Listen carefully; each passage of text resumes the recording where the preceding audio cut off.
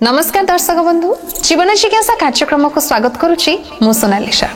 दर्शक बंधु समस्ते चाहती निजर गोटे घर करने किंतु घर जिते छात पकाऊ ताकू नहीं आम अनेक जिनस गवेषणा करें तेज श्रावण मसरे घर छात आम पकई पारिबा कि नहीं से विषय आलोचना करबा एवं से विषय अधिक जणाया वर्तमान आम सहित अच्छा ज्योतिर्विद पंडित चित्तरंजन महापात्र। सर नमस्कार, आपको अनेक अनेक स्वागत जीवन जिज्ञासा कार्यक्रम। घर तोलिबा समस्त गोटे स्वप्न थाए किंतु छात जिते परे घर से समस्ते देखी था ये दिनटी शुभ अच्छी ना नहीं से दिनटी शुभ अच्छी ना नहीं तो श्रावण मासरे आम घर छात पकई पारिबा ना नहीं।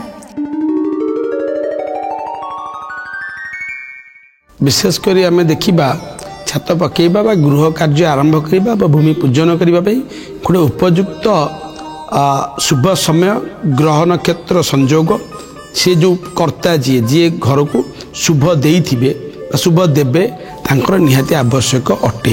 यदि एथरे कि त्रुटि विच्युति हुए गृहकर्ता बा घर उपरे विपद माड़ी आसी थे वास्तुशास्त्र अनुसार यहाँ लेखा अच्छी मत मुझे कही रखुची मत भी आम प्राय व्यक्ति विशेष एक कथा को नहीं मत भी आप मन में द्वंद्व सृष्टि करते मत आप कहे जे बहुत जगह पड़ुची कि होनी किंतु बहुत जगह पड़ुनी मत भी यू मस मानक भी आप जो कहते तो से द्वंद्वटा क्लीयर करुँच। देखो आज्ञा विशेषकर आमर चतुर्मासिया 4 मासटा साधारणतः भाव में अशुद्धि काल बोली आम कही था से कौन शुभ कार्य हो पारे ना कि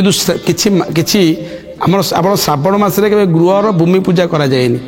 श्रावण मासरे नूतन भूमि प्रतिष्ठा गृह प्रतिष्ठा करा जाएनी भूमि पूजन करा जाएनी सेपरी भाव में छात पकेबा मत मत बारण करा जाए।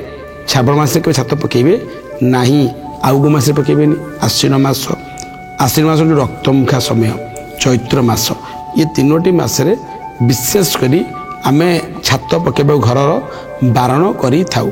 एटा को किए मानिबा उचित भल कि न मानिबे तार आमे तापर किसी आलोचना में करि परिबा नाही कहना आमे आपन मानक शुभ पाई कहू अच्छु आम कार्यक्रम माध्यम कहीं पका जाए ताबद्दे मुझे यथार्थ दौची बर्तन जेहेतु श्रावण मासरे सेमती किसी शुभ कार्य करिवार शुभ समय शुभ स्थिति न थाए।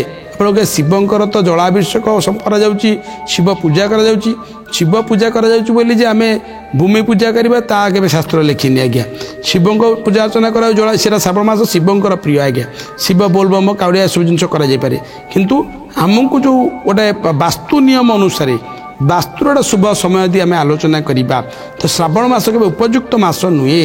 घर तैयारी कर देछंती घर काम धरतु आपण पूर्वर घर शुभ देछंती ताको प्रिंट करि परिबे निमटेल पकई पारे किंबा आपणकर पथर गढ़ी पारे कम आगु कंस्ट्रक्शन कामटा घर तैयारी कामटा आगू नहीं पारे कि छात पकई पारे श्रावण चैत्र बा आश्विन मास रक्तमुखा समय जो 16 पूजा समय एप्रति ध्यान देवे कहीं ए समय छात पकईले घर को छात पकया तो घर कंप्लीट लेला आप देखिए घर एक मंदिर घर भी गोटे मंदिर आज्ञा गोटे मंदिर भी गोटे मंदिर आम तोलुचे गोटे मंदिर रत्न मुद्द करने घर उपर आम भी शुभ समय देखुचे आज्ञा बिना शुभ समय श्रावण मास करें मत भी से जिन सुजोग दौने आज्ञा सेमती घर जेतु मंदिर गोटे तार पूर्णांग छात पकेबा आमपाई से शुभदायक अटे।